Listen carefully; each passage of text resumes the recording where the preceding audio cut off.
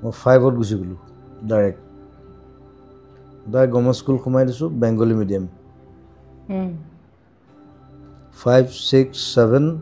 7ৰ মই half yearly পৰীক্ষা বেংগলীত দিছোঁ দেউতা ট্ৰান্সফাৰ হৈ গ'ল গুচি আহিলোঁ আমি বিজনী এনুৱেল পৰীক্ষা দিছোঁ মই অসমীয়া মিডিয়ামত চ' ইট ৱাজ টাফ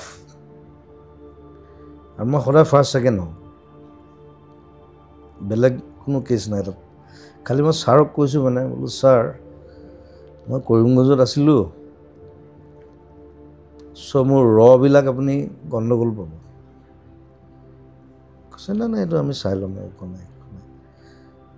নতুনকৈ আছোঁ সেইবাৰ মই ছেকেণ্ড হৈছোঁ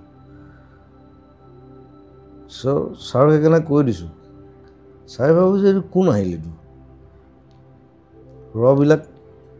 আমাৰ ৰটোহে বেলেগ বেলেগ